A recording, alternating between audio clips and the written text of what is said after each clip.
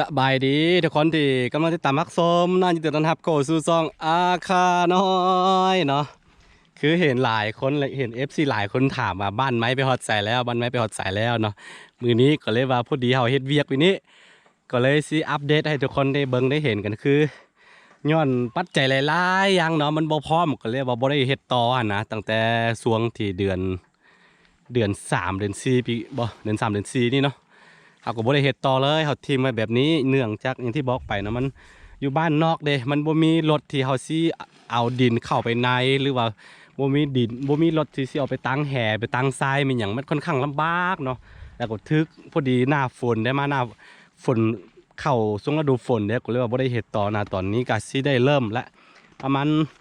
ไทยต้นปีเนาะประมาณเดือน2เดือนกุมภาเนี่ยก็น่าจะได้เริ่มเฮ็ดคือกันตอนนี้นี่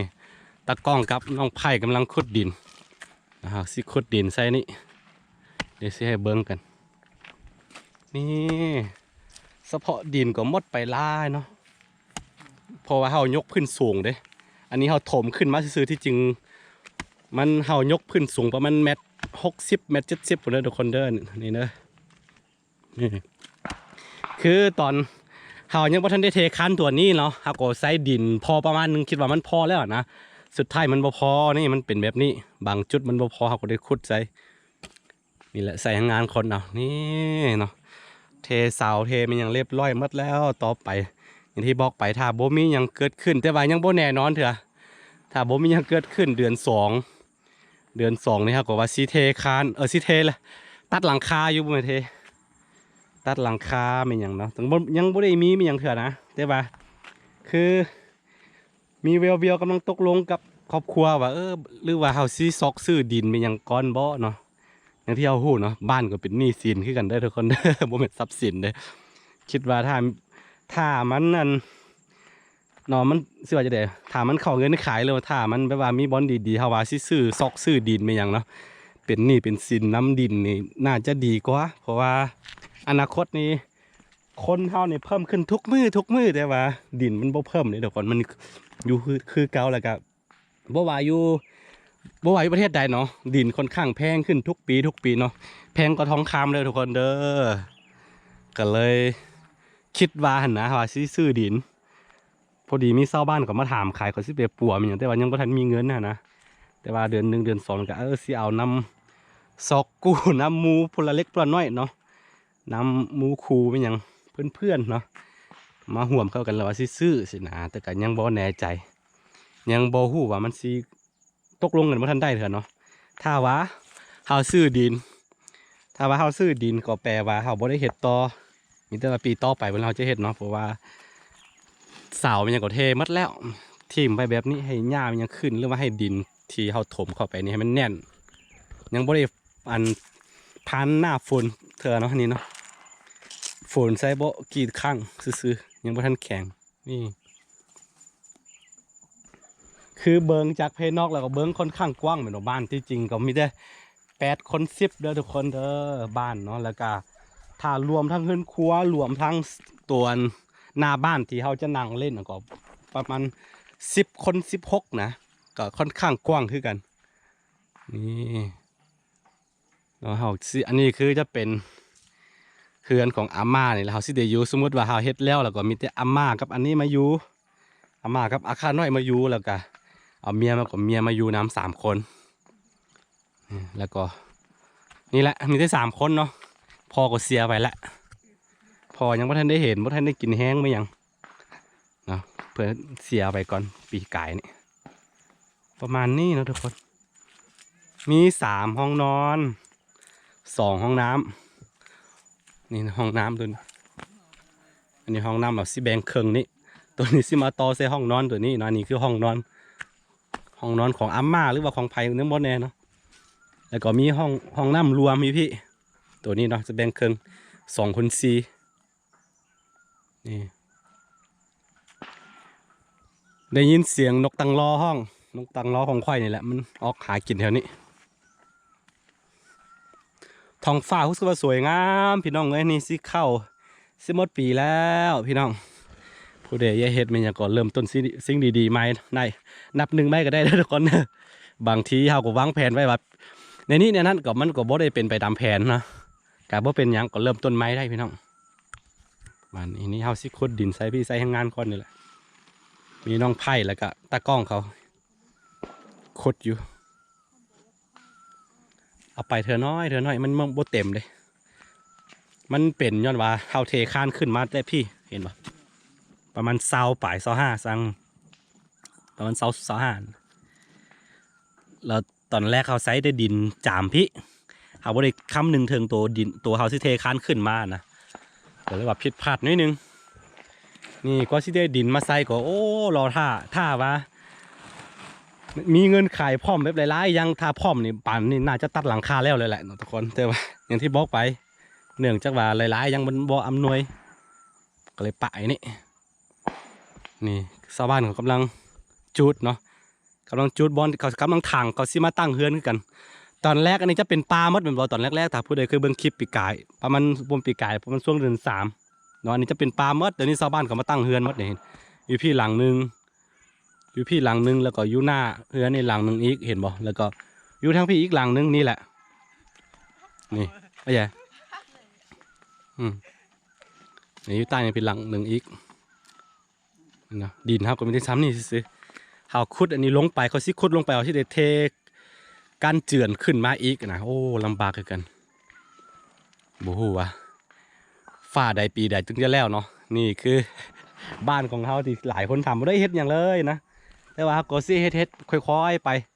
ถ้าลมหายใจยังบ่หมดเสือว่าสักวันหนึ่งมันเกิดจะเป็นของเขาเนาะสักวันหนึ่งมันก็แล้วแหละทมเทให้กับมันแต่ว่าอย่างที่บอกไปถ้ามีบอลที่ซื้อดินเหมาะๆก็ซื้อดินนะก็บ่ได้เฮ็ดต่อค่อยๆเฮ็ดไปปีนี้ก็ซื้อดินบล็อกไว้ปีหน้าก็ซื้อกระเบื้องไว้แล้วเฮ็ดจังนั้นค่อยๆซื้อไปแล้วค่อยมารวมกันปีหน้าเอาก็ได้บ่เป็นหยังนะหายังบ่เฝ้ามีบอลที่หัวซุกหัวนอนแล้วก็พอเนาะเป็นบอลซุกหัวนอนแล้วก็พอละนี่ท้องฟ้าสวยงามเป็นบ่พี่น้อง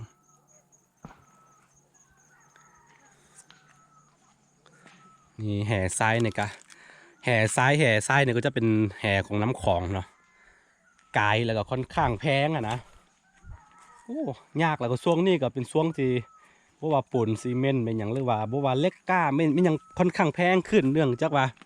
สถานการณ์โควิดเนาะเส้นทางเขาก็บ่ค่อยเปิดปกติอยู่พี่คนเขาย่านกันก็เลยว่าหลายๆยังแพงแล้วก็มีได้เจ้าเดียวในทั่วเมือง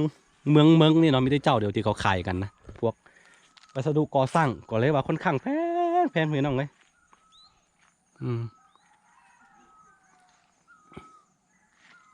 ได้ยินเสียงนกตังรอห้องเด้อพุ่นเนี่ยอย่างที่บอกไปอันนี้ก็จะเป็นหลังนึงอันนี้เขามาทางเศร้านี่เขาจะมาตั้งอีกหลังนึงอันนี้หลังนึงย่านเจือนลงไปอยู่นี่เขาขุดลงไปแบบนี้อันนี้จะเป็นเส้นทางต้องบอกแล้วว่าเลือกซื้อดินแบบว่าบรรยากาศโคตรสุดยอดเลย สุดยอดเลยเดี๋ยวคนมันจะเห็นวิวทางบ้านนี่อันนี้ก็จะเป็นบ้านเนาะตั้งแต่พุ่นมานี่เป็นบ้านเนาะเป็นบ้านแล้วก็เบิ้งไปทั้งพุ่นก็จะเห็นภูเขาเบิ้งไปทั้งพี่ก็จะเห็นทุ่งนาของชาวบ้านเขาเบิ้งมาทางนี้ก็จะเห็นวิวของบ้านอีกจุดหนึ่งเนาะแล้วก็ปัญหาที่เขายกขึ้นสูงพื้นสูงนิดนึงเนื่องจากว่าอยู่วันนอกแบบนี้จะเป็นทางดินแดงได้เวลาฝนตกมันจะเปื้อนนะก็เลยยกสูงขึ้นไว้ก่อนว่าเป็นอย่างค่อยๆเฮ็ดไปเนาะบางจุดสูงเป็น1.60 เมตรอย่างที่บอกไปทั้งข้างคนสูงแล้วทั้งหลังสูงเด้อนี่พวกท่านได้เฮ็ดอย่างไรทุกคนนี่แหละคือบ้านไม้ของเขาเนาะค่อยๆเฮ็ดไปอันนี้เฮาเฮ็ดกันเองเด้อบ่ได้จ้างไผบ่ได้จ้างนะพาพอตะก้องเฮ็ดเพราะว่าเดือนนี้แหละไกลซื้อมาเดือนนี้แหละถ้าบ่ได้ซื้อดินถ้าซื้อดินก็โจไปเรือนไปประมาณเดือน4เดือน5ค่อยซื้อเนาะสิซื้อกระเบื้องให้ตะก้องเนาะเพราะว่าตะก้องสิเฮ็ดเฮือนนะแต่ว่าถ้าบ่ได้ซื้อดินก็น่าจะเดือน12ไทยเดือนนี้แหละไทยเดือนนี้ก็จะได้ซื้อกระเบื้องให้เขาก็เงินที่ตะก้องเฮ็ดเวียกน้ำข่อยมาก็ค่อยเก็บไว้ให้เดือนน้อยเนาะเก็บสะสมไปอยู่แล้วก็เรื่องค่าใช้จ่ายมันอย่างทุกอย่างก็ค่อยรับผิดชอบหมดแล้วผ บ่ว่าโทรศัพท์มือถือเรื่องรถจักรขี่ไปโรงเรียนมันหยังก็ค่อยก็รับผิดชอบให้หมดนะแล้วก็แต่ละเดือนก็เก็บไว้ให้เราอยู่แต่ว่าบ่ได้บอกเราเถอะยังบ่ได้บอกแต่ฮอดมื้อแล้วก็สิเฮ็ดคลิปเซอร์ไพรส์ให้เราสิซื้อกระเบื้องให้เพิ่นพ่อแม่เพิ่นบ่มีบ่อนอยู่แถวยังสิเฮ็ดเฮือนอยู่โอเคประมาณนี้เนาะทุกคนเนาะเดี๋ยวสิอัปเดตให้ทุกคนได้เบิ่งกันเรื่อยๆถ้าว่าได้เฮ็ดต่อเนาะถ้าบ่ได้เฮ็ดแล้วก็ค่อยว่ากันไหมทีนึงอย่างที่บอกไปจากจุดนี้ไปฮอดจุดนั้น16 เมตรเด้อมัน16 เมตรย้อนหยังมันมีเฮือนครัวเด้มีเฮือนครัวห้องน้ำอยู่ในนี้แล้วก็มีบอนที่นั่งเล่นเดินหน้าเดินบ้านนะหน้าเดินบ้านนะรวมเข้ากันเลยว่า16 คนที่จริงถ้าเป็นตัวบ้านแท้ๆก็มีแต่ประมาณ8 คน10มี3 ห้องนอนแล้วก็1 ห้องโถงเนาะประมาณนี้ซื่อๆแล้วก็มันยุ่งยากเลยที่จริงว่าสิเฮ็ดได้ซ้ำนั่นแล้วก็พอของตากล้องบอกว่ามันยุ่งยากเฮ็ดหลายๆเทื่อคันสิเฮ็ดก็เฮ็ดไว้เลยเนาะค่อยๆเฮ็ดต่อไปก็เลยว่าก็ต่อออกมาอีก4 เมตรนะแล้วก็ต่อออกไปทางพุ่นอีก4 เมตรก็เลยว่า16 เมตรนี่โอเคประมาณนี้นะทุกคนเนาะสิอัปเดตให้ทุกคนได้เบิ่งกันเลยๆสวยงามอีหลีทุกคนท้องฟ้าอันนี้เขาจะเฮ็ดสไตล์โมเดิร์นนะโมเดิร์นบ่ฮู้ว่าหน้าตาของมันสิออกมาแบบใดเฮายังบ่มีคือพอตากล้องก็เป็นมือสมัครลิ้นซื่อๆเนาะบ่เคยเฮ็ดเฮือนบ่เคยเฮ็ดเป็นหยังมาก่อนแต่ว่าเบิ่งจากสิ่งที่ผู้อื่นก็เฮ็ดแล้วก็เขาก็จะเฮียนแบบไปนะบ่ฮู้ว่ามันสิออกมาตะเกะตะกะแบบใดบ่ฮู้แต่ว่าเฮาก็ให้ทดลองเฮือนของเฮาก่อนบ่เป็นหยัง